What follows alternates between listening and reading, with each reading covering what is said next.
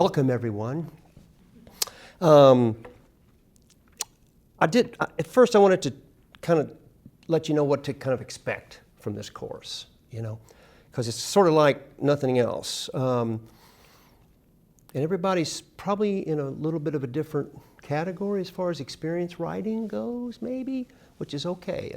I really like that dynamic. But really, I'll be introducing you to a new way of listening more than anything, what to listen for and what things are called. I think it's very important to know what things are called: a verse, a pre-chorus, alliteration, a tag, all these different song conventions. You got to know what those are called, so when you hear them, you'll be able to go, oh, that's what that is. And also be able to identify what a convention is, and then anything that departs from a convention, you can go, oh, it's only half the verse the second time. You know what I mean? So we're going to be doing a lot of that. And as important as that, it's really a methodology that you can use after you leave here. I think, when you come to any discipline, whether it's sports or whether it's songwriting we'll talk about, you show up with beginner's mind. There's a concept, there's a Zen concept actually called beginner's mind. And you don't know the rules, you don't know the methodology, you don't know how to make, you're just all enthusiasm and you're all natural ability and passion, especially if you're younger and you're writing songs. We all started that way in music, right? We haven't studied, but you're just all, it's that beginner's mind and it's, the potential is endless. And then you move into this second section, which I call the crisis of self-consciousness, where you've agreed to learn. And sometimes that means having a piano teacher or a guitar teacher or a songwriting teacher, or you're writing, maybe writing songs with somebody who's teaching you how to, you're actually becoming a learner. Crisis of self-consciousness. In that middle part, if you look at it like an athlete, let's say the beginner's mind is a basketball player who has all this natural ability, just knocking them down. And maybe he hits 60% of his free throws. And then he gets in that second part and he meets a coach who says, if you'll put 60% of the weight on your back leg and point your elbow at the rim, you'll hit 90% of your free throws. And the kid's like, but I just want to do this. And it's painful.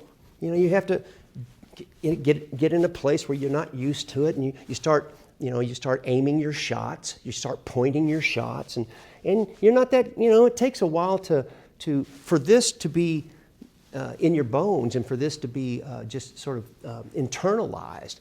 But if you do that, if you trust your teacher and you do those things that are difficult and not as fun as beginner's mind, if you can push through, and it takes years, if you can push through that middle part, you end up on the other side with beginner's mind again, because you have the same, and you haven't lost any enthusiasm along the way or the passion, even though that second section can be sort of debilitating in some ways. Most people, and I've seen it happen at Belmont, a lot of places, but most students of the craft will dabble in that middle section and then go, oh, it's too hard, and go back here and kind of live there the rest of their lives and write pretty good songs, But if you can push through this middle section where songwriting is harder than it ever was, because now you know what great songs take, and you're listening to examples like, oh, wow, how do you do that? And you're humble, and you're able to go, wow, okay, I got a lot of work to do.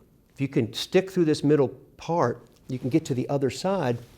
You're not thinking anymore about what to do or how to do it. It's doing you.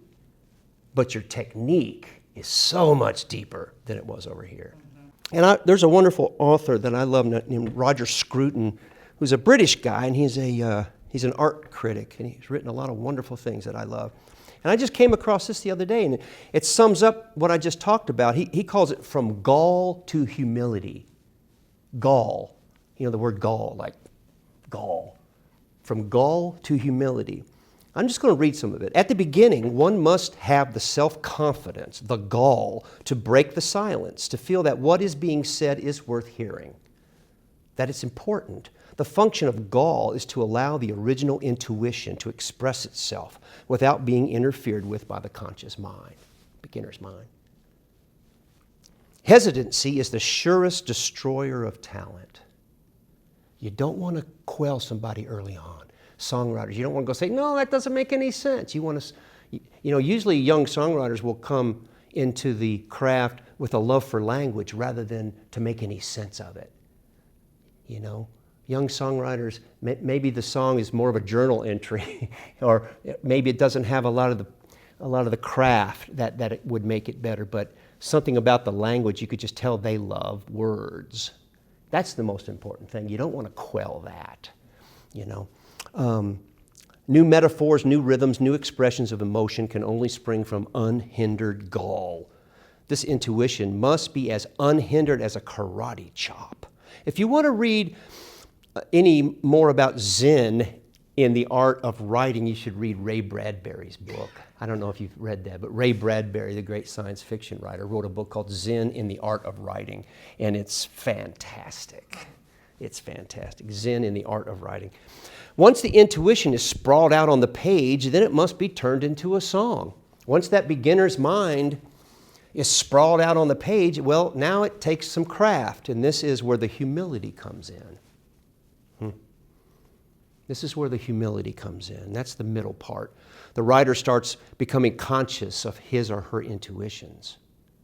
You start being conscious of those things that were intuitive, And they must determine what the intuition is saying, and you got to guide your intuitions in a certain direction.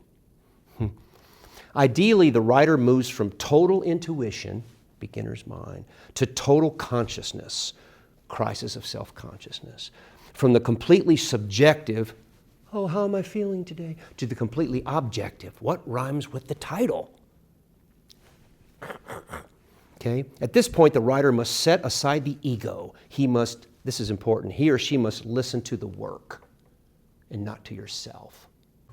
Okay, ideally, the writer, he's talking about writer, the songwriter for us moves from total intuition to total consciousness, from subjective to objective.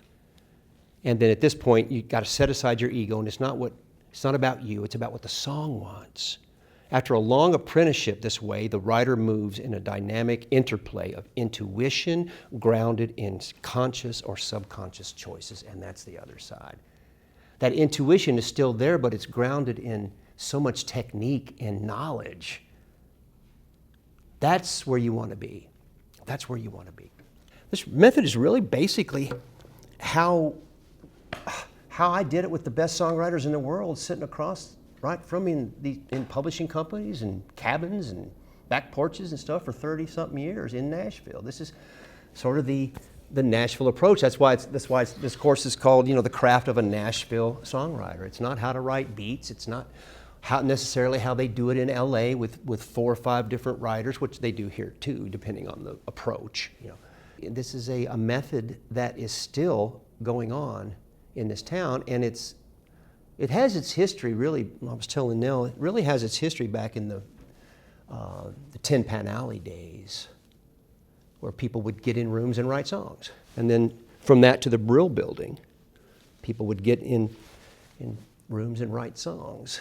And then when that kind of petered out, when the singer-songwriter era came along, and the singer-songwriters were like, hey, we can write our own songs, thank you very much. We got this. That changed everything, And the writers who were still young enough and maybe not rich enough went out to LA and wrote in the movie systems, in the movie, for movies and stuff. So you had a handful of those songwriters out in LA writing for movies. When the singer-songwriter era came around, it became artist-centric. It was about the artist. I mean, I listen to James Taylor and I go, I don't know what he's talking about, but it sounds so beautiful. Yeah. I'm in. So the craft of songwriting became caught up in the artist and what they were saying. And for the first time, the audience cared about what James might be going through based on this song. Right. It became artist-centric and less song-centric. So it's a different thing, That singer-songwriter era was those folks, this is a generalization, but it's probably pretty true. They were writing from a subjective point of view. How do I feel? This is what I'm going through. Absolutely. And the audience expected that to happen too. I was so excited when I heard an interview with Billie Eilish and her brother, and they were talking to them, and he asked him, actually she's writing for her new record, and he says, how do you find inspiration for writing after all these years in writing? She says, we used to write, just get in a room and write how we feel. And she said, I've been doing this so long, I could care less how I'm feeling. We start with a title. And I'm like, yes. All right. And she said, it becomes more of a craft now. And she said, and this is the truth, this is the thing. She said, but when we're done and we listen back to it and we play it, it's me anyway. And that's what this is. It's not a completely objective, I have nothing to do with this. It's all craft and all thinking and all intellection. No. Of course we put ourselves in there and it's emotional and all that stuff. Even if it's not the truth. Even if it's not true for us, we got to make it sound true. That's the point. And I don't want to write about me, And so the objective approach is what we're going to be learning in here. So there's the subjective point of view, which is and it's in your book. This really happened to me, the realm of the singer, songwriter, and the artist. You know where that whole thing started? It's so fascinating. That whole subjective approach to writing actually started in poetry before it started in songwriting. William Wordsworth, the great poet, great English poet, was the first to write self-confessional poetry. It was about him and his emotions and his feeling. Before Wordsworth, everybody basically picked an object or a title or a scene and wrote about it. They wrote about it. Wordsworth wrote about his experience, his inner subjectivity, and that was brand new. That introduced it started the Romantic period. That was important. So, so that sort of subjective singer-songwriter approach, self-confessional writing, started with the Romantic period. And even before him, St. Augustine, when he wrote the Confessions, that was the first. St. Augustine, who wrote the Confessions. No one wrote like that before. This is what I'm feeling on the inside of me. This is what I'm tormented. That was very rare, if not at all. The objective point of view is how we're going to be doing this, and this is so true. We're not going to be writing songs as much as solving them. Keep that in mind. We're going to be solving these things. How can we make this thing as good as it can be? How can we make this song as believable, even if it didn't happen to us? How can we move other people with this, and move ourselves, of course? But the objective approach, and also the objective approach, you can't help but sort of slant toward the market. You're slanting toward a particular market. That's sort of the industry term, to slant toward the market. It's like, that's not we don't want to put those chords in there. That's a little out of town. Or that topic is not something country folk want to hear about. Or this, you have to, it's not, again, it's another limitation that is I always say limitations are liberating. The more limitations you have, the better it is, not only in life, but in certainly the craft of songwriting.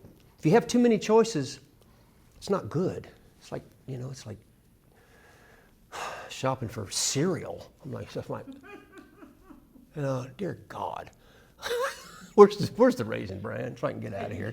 And toothpaste? Really? There's 1,900 toothpastes? What? Can I just get So you'll hear me say that a lot in here. Limitations are liberating. And I'm not the first to say that. I read one time, the strength of the genie is because he's limited to the inside of the bottle. The power is because he's inside the bottle. So that sort of energy that's limited is where the power is. The realm of the standalone or staff songwriter is more of the objective approach. Subjective approach, the singer, songwriter, artist. The objective approach, more the staff songwriter, someone who's getting other people to record their songs. And you can record them yourself too, of course. There are artist songwriters in Nashville. Like Carole King was an artist-songwriter in the Brill Building. She wrote songs for other people, but she was an artist too. We're all artists. Songwriters are artists. But in this town, are you an artist or just a songwriter? And the objective approach, which we do, also entails writing on assignment sometimes, which is a limitation that is wonderful. Writing on assignment means Kenny Chesney needs a beat song. You're like, yeah. Instead of, hey, what do you want to write today? It's like, you used to have on the pitch sheets, you used to see George Strait needs something a la this song, or Kenny Chesney's looking for islandy, or so-and-so's looking for one more up-tempo, or so-and-so is looking to complete the record. And that's like, now you talk about limitations or liberating. Now you're like, forget everything else that we could do. Let's do this. And it's empowering. It's so empowering. And that's what your titles will do. When you fill your hook book up with titles, you're immediately at work. You're like, oh, I've got to write this. Something that gets you to work instead of staring out the window going, oh, it's my true self. I'll light a candle and got to be $600. Now, there are times when a song is so personal to an artist that the objective approach really becomes subjective for them. I remember, there's two examples. I remember when I was writing with Darryl Worley. Darryl and I basically had a career together. I had 23 songs recorded with Darryl through his whole career. So it's like, he kind of brought me in and, he always said, well, you dance with who brung you. But we had a lot of songs that I loved together, but he had always wanted to write a song about his best friend in high school who committed suicide. He said, but I couldn't approach it, I just couldn't get my head wrapped around it. I think him and I maybe tried to do it too, but just couldn't. It's too close, something very personal to him. And then Tony Martin and Mark Nessler pitched a song to him called I Miss My Friend. And the song was really about just this ambiguous friend. It could have been a girl, could have been someone, but Darryl heard in this song that he said, now I don't have to write it, there it is. And it became his first number one. And so they wrote the song because of the title, and they solved it, and they made it sound, they didn't think, hey, let's write this for Darryl because, he lost it, maybe he'll, no, it was never writing on assignment like that. They just wrote a great song, and when Darryl heard it, he said, now I don't have to write it. So the objective becomes the subjective. It is his life, and that's a good one.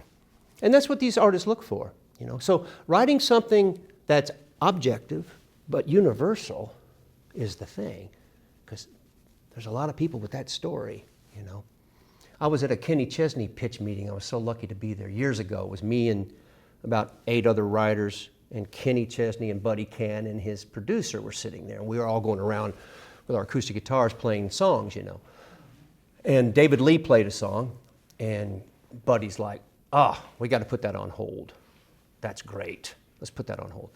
And Kenny goes, play the chorus one more time. And David played the chorus, and he goes, that's a hit for somebody, David, but my fans won't believe that about me, So if you're pitching songs to artists, they're looking for their life in these songs. And so our job is to write objective songs that anybody can relate to.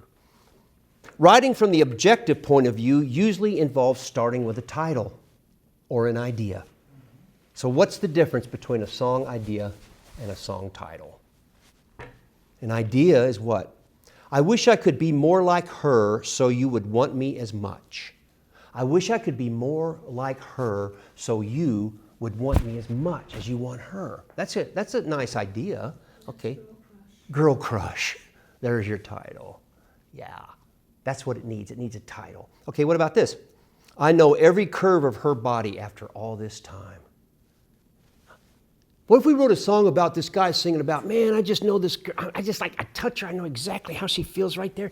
I'm like, well, that's sexy. We could probably get that cut, but okay, what's the title? Well, Body Like a Back Road's a pretty good title. Body Like a Back Road. That's a pretty good title. When I heard that, I'm like, oh, that's good. You know, all the songwriters in town went, oh, that's a good one. Or, hey, I got an idea. Let's write a song about an unforgettable summer love affair. Strawberry wine.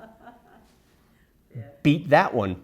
And this is important. Great ideas and great titles are rare. If you sat around and waited for great ideas and great titles, you'd write 2 songs a year.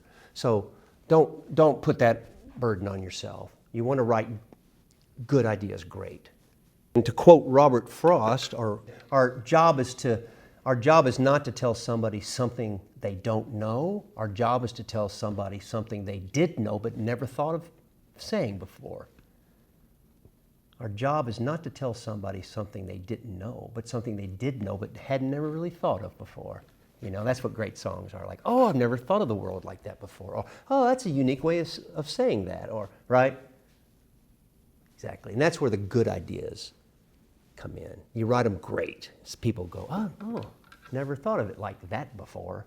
You know. We're going to talk about 2 basic types of song ideas and song titles. Those that savor the moment. Many songs from the golden age of American songwriting that we were just talking about with Nell, 1930 through 1950. For instance, I'm Glad There Is You.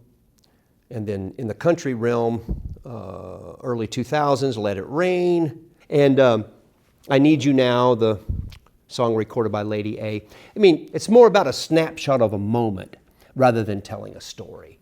You know, it's 1:15 or 4, whatever it is. I'm a little drunk and I need you now. It's just this. It's not a story, beginning, middle, and end. It's a snapshot of a moment. It savors the moment. And most of those songs from the American songbook period from the 30s through the 50s were savor the moment songs. And we'll talk about what made them that way here in a minute when we talk about song form. But they were very intimate songs, savor the moment. It's like looking down on a situation, a scene with people in it, you know, and they're savoring the moment. And those are love songs most of the time. And so most of those songs of the American songbook period were love songs. One of the important things in here we'll learn is content has to fit the form. What you're saying has to fit the particular form, whether it's AABA or verse chorus or revision to choruses. That's really important because the form supports the emotion you're after. And also then songs that savor the moment, and then songs that tell a story. And there are some examples there that you can go listen to. The Gambler, The House That Built Me, Wait in the Truck. And a lot of these, I would say most of these song examples that I have in this textbook they're usually, most of them are chronological. The older songs will be first, and they'll make their way up through. Mostly, a lot of them will be current on the radio or being recorded now in country music. So you got the whole, you'll see that we kind of are still doing the same thing. Okay, page 2, where do song ideas come from? Where do song ideas and titles come from? Well, real life experiences, conversations, book titles, news articles, televisions, movies and videos, other songs. I get a lot of song titles and song ideas from other songs. Listen to country songs. They're just hitting you with all these witty, like, oh, that'd be a song too. Oh, that'd be a great song too. Oh, that's a great title for a song. And of course, it's open for that. You know, it's game on. Okay, real quick. Well, on page 3, slang dictionaries of word phrases, idioms, etc. This is really important. To get started, to fill your hook book, which we're going to talk about in just a second, your hook book is basically a computer file or a real book, which I like, you know, a little memo pad or a folder or notebook with song titles in it. So, because when you start having to write songs in here under these recommended exercises, and what you're going to be coming from, you'll be drawing from your hook book. And the thing that when I first moved to town and was listening under headphones back in Tallahassee, Florida, at how they were doing this up in Nashville in 1992, I realized quite quickly that so many of the song titles and ideas were based on just everyday word phrases, you know, things that you just say in conversation, somewhere in that neighborhood, or, you know, and I thought, well, if I'm going to show up in Nashville with a bunch of songs to start writing. And so I went to the slang dictionary. And so I mean, I have the paper ones, but you can get slang dictionaries online for free. Hundreds of everyday sayings. You can look up slang dictionaries. You can look up like dictionaries of word phrases, Americanisms, slang phrases. There's a wealth of song titles in those things. And I sat, and I encourage you to sit with that or here and go through, and they'll just hit you. You're like, oh, somewhere in that neighborhood. I use that as an example. And you're like, oh. Now, some you'll just pass over because they don't sound like a song, but don't concentrate too much on it. Don't try and think, what can this be about? No, just extract them and put them in your hook book. Something that tells you there's something about this that might be a song title in here or a song idea in here. Extract them, put them in your notebook. And if something hits you something particularly strong hits you while you're extracting, then make a note about it. Oh, this could be about.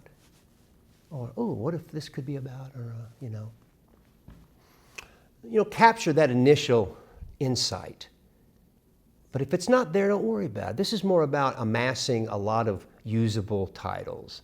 And one way to do that and to really jumpstart your hook book is to go to these slang dictionaries and Americanisms and word phrases, because they're called found phrases. It goes back to found objects back in the avant-garde days when artists would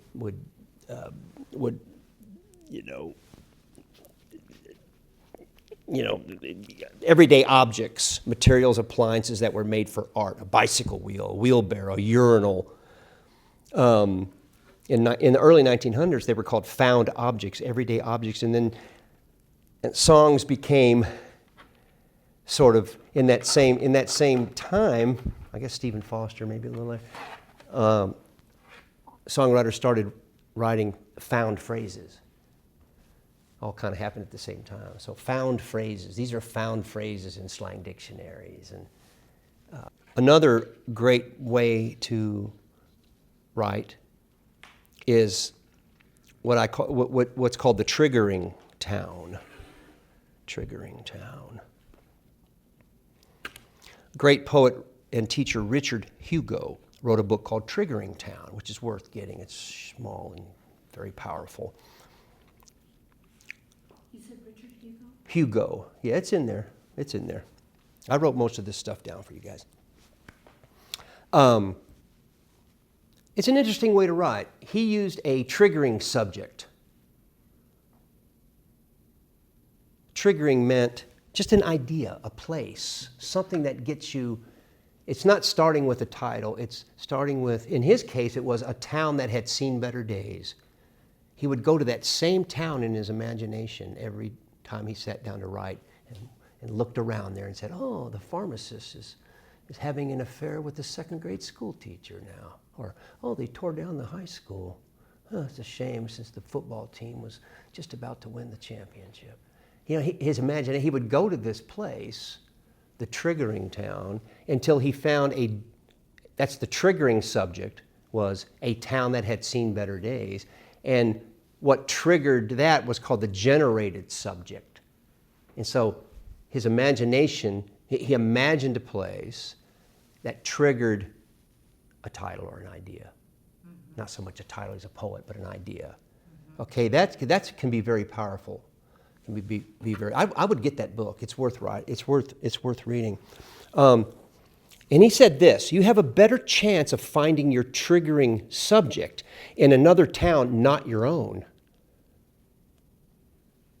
The imagination doesn't stand a chance in the face of facts.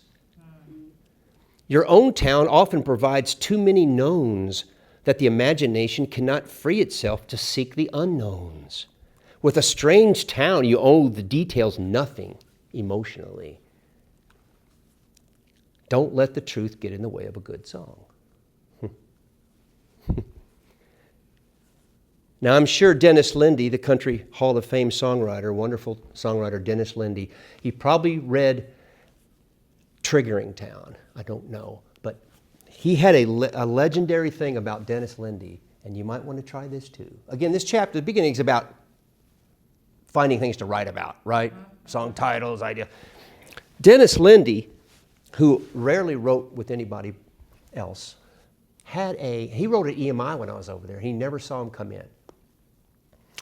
When he won a Grammy, he never showed up. He'd send his daughter in to get, here's the Grammy.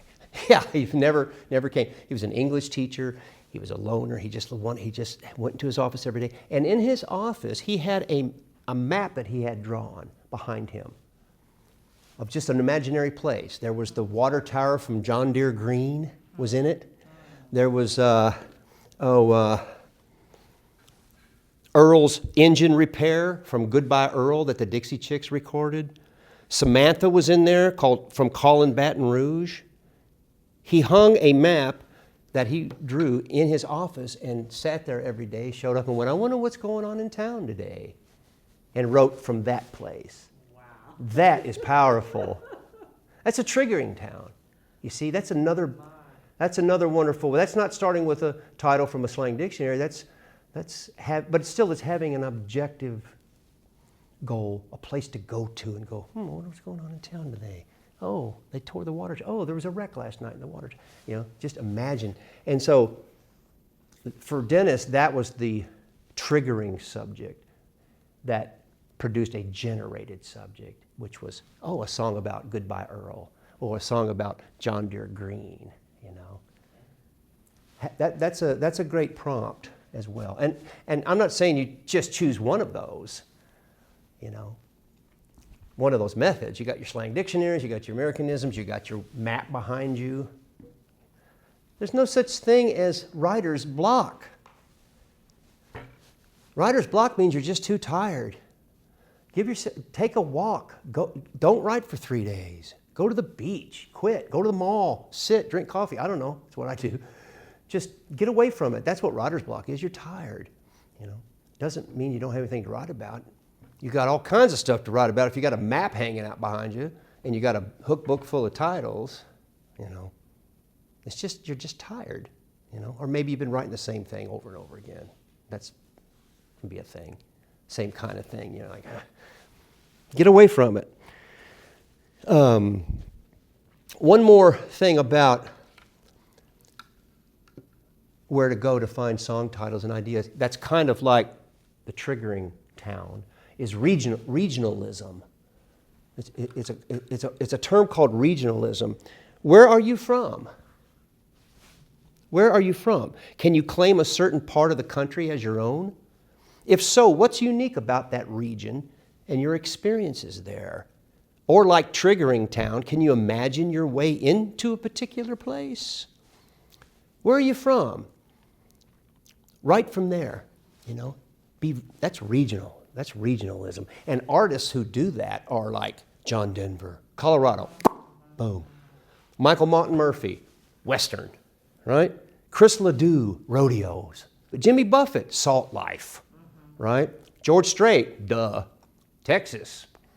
Tyler Hubbard, the new guy, Tyler Hubbard, who's great, Appalachia, just Appalachia. The first recommended exercise on page 4, if you want to do this, it's just a prompt. Imagine your own triggering town or triggering city. Take a stroll, get to know it. Write a song about that place and the character or characters living there. It could be Paris in 1920, Dodge City, 1898, New York City, 2098, Nashville, Indiana, Hollywood, California, 1952, Happy, Georgia, Dyer, West Virginia. Come up with your own places. Go there, walk around, and write from that place. Doesn't have to be current. It could be San Francisco. The Great Fire. Who can't relate to that?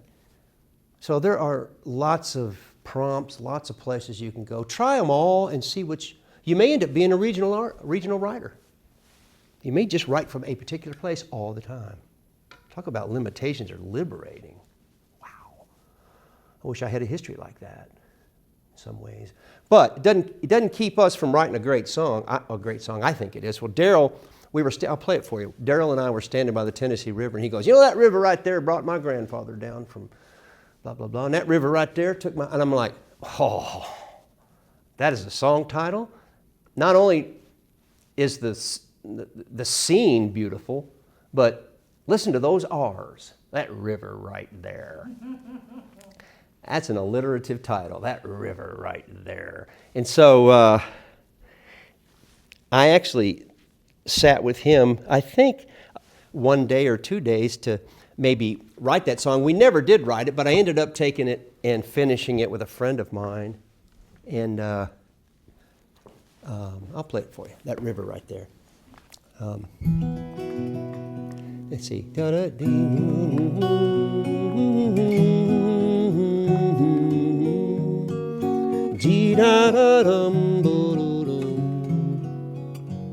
That river right there rolls out of West Virginia, cut this fertile valley and ended up in our backyard. It brought your great-grandfather Lucius when they closed the mine in Hazard with his mail order seed needing to breathe fresh air by that river right there. It was a hard row he was hoeing, spring of 1887. The river turned mule stubborn when the rain refused to fall. They say that's when he found Jesus, and one day in late September, here come a flood, and he was washed in the blood somewhere in that river right there. Look where that willow weeps, see those gravestones touching. Looks like a congregation with their folded hands in prayer. For better crops and better days, God's mercy and His grace, a place to rest when the work was done. For generations to come. Ba-da-da-da-da-dee-dum, ba-da-da-da-da-doo-doo-doo, da-da-dee-da-da-da-da, ba-da-da-da-da-doo. So when I die, don't let them take me to that Clinton County graveyard. Don't let them put my body in that cold, cold ground, I swear. Oh, just give my ashes to that deep and rolling water and say a prayer by that river, for that river right there. Ba-da-da-da-da-da.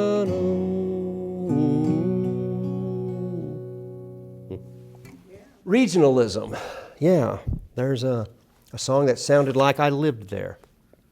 I didn't. All right, any questions about hookbook? You know what that is. A songwriter's hookbook is a collection of potential song ideas, but more importantly, titles, kept in a journal or a digital file.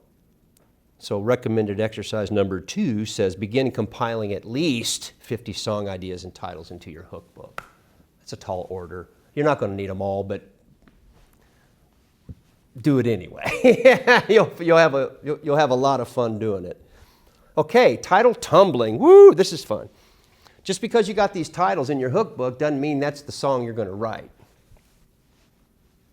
Unless that's the song you're going to write. That's okay too. One of the things that I learned that became very important as far as maybe saying something a little differently, you know, you get these slang dictionaries and you get these conversations and you're listening and you're writing potential song titles down or whatever.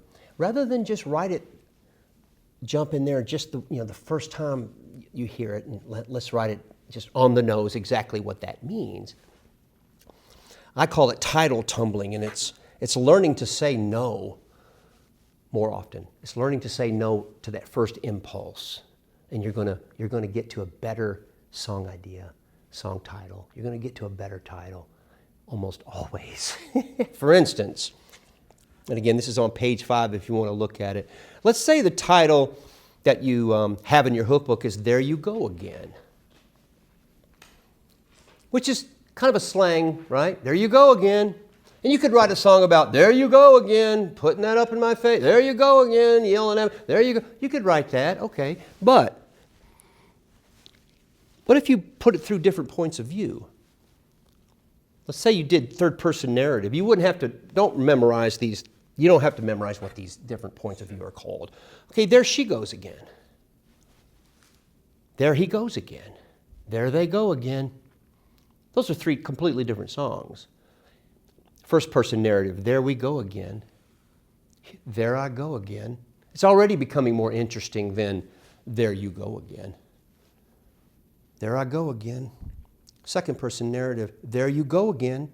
Maybe he's looking in the mirror going, there you go again, man, losing another one.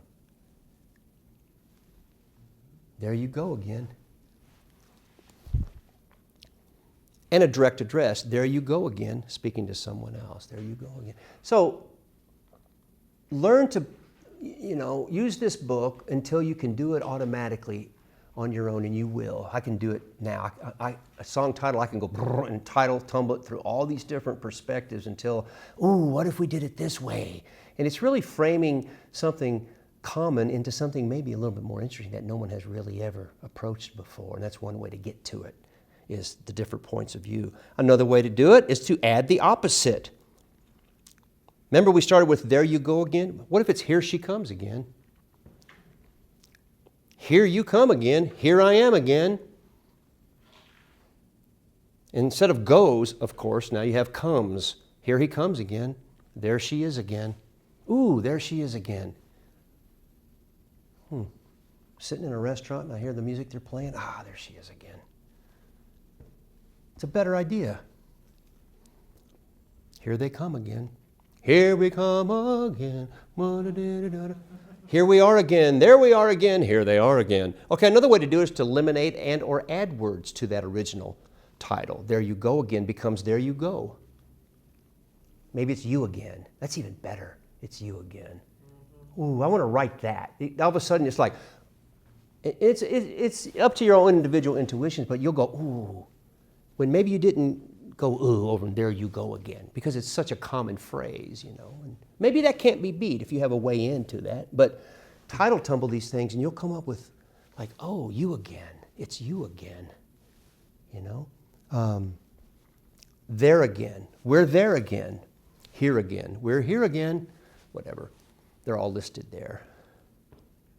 Now, this is probably the coolest thing I ever came up with, or ever maybe thought of or stole. I'm not sure. But think about this for a second. How we emphasize, how we say something conveys as much information as what we say. Right? How we say something conveys as much meaning as what we say. How we say it with intonation, right? Okay, so get yourself a title and emphasize each word in the title over the rest of them. Emphasize individual words in the title, starting with the first one, and you'll come up with something you had never thought of before. Because how you say something will make it mean something different. For example, I Can't Love You Anymore. It's a great song title. I can't love you anymore. So I can't love you anymore. Maybe he or she can. See, this is your whole verse. These things are verses and choruses. This is just a way in that you hadn't suspected, perhaps. I can't love you anymore. Maybe he or she can. I can't love you anymore. I want to, but I just can't. I can't love you anymore. I can try to like you, but I can't love you anymore. I can't love you anymore. I may love someone else someday, or maybe I'll start trying to love myself, but I can't love you anymore. Completely different idea, right? And this is my favorite. I can't love you anymore. I can't love you any more than I have. Sure. Not so much any longer. Well, it says that too. It says not any longer, but and that's a song I wrote. I can't love you anymore. We use that side of the meaning. I'm down to flesh and bone. I can't love you anymore. Maybe someone will be able to do the things that I couldn't do. I don't know what you need, but I can't love you any more than I have. What's it going to take? That approach to that title.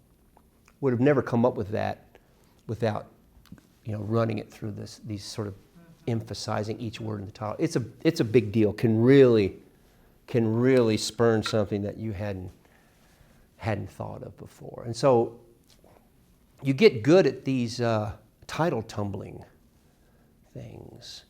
Write them on an index card and set them next to your hook book. Make sure you take your titles through all these different scenarios, these tumbles, or have your book open or something until it becomes just second nature, until you're over here with beginner's mind and you don't remember how hard it was to learn this stuff, and all of a sudden you're just going, and this index is just kicking off. And you can say no more often, like, it's okay, but what if we did it this way? That's where you want to get, Another important thing to know is most of the time, everything you need to know is in the title. Young writers will get to the second verse and they're like, what is this song about? All of a sudden they join the Marine Corps. And it's like, what's the title?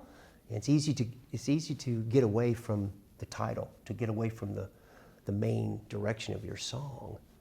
One way to do that is keep referring back to the title. Always look back to the title. Are we on track? Is this still about what it's about? And most of the time, everything you need to know is in the title, in every word of the title. I want you to read that on your own, page 6. Most of the time, everything you need to know is in the title. It breaks down every word in these two titles. So you're asking yourself, am I still on task here with what this is about? Because it's easy to get far afield, except usually in the second verse, you're like, where did it go? What is this about? And you got 3.5 minutes, folks. 3.5 minutes to tell the truth, to tell a story, to tell, the whole backstory or whatever. You don't have a lot of time to be meandering, unless it's a song about meandering. Then you definitely want to do that. It's a lot to cover, but it'll get you started. There's titles of alliteration, titles that just sound like they ought to be songs, like Johnny and June, right? The J's. That's the office between your ears. I do, but I don't. Candy cane Christmas. Tucson, too late, right? Yeah. Writers' ears naturally go to those kinds of things, and you'll be doing that when you extract these songs from your hook into your hook book. Just everyday phrases and slangs, sayings and everything. They just sound like they ought to be sung because of the alliteration. So be aware of that. And again, listen to all these songs that I've written out here. This is another good thing to do. You substitute one word for another one. One night standards. Brad Paisley had a song recently called There's a Last Time for Everything.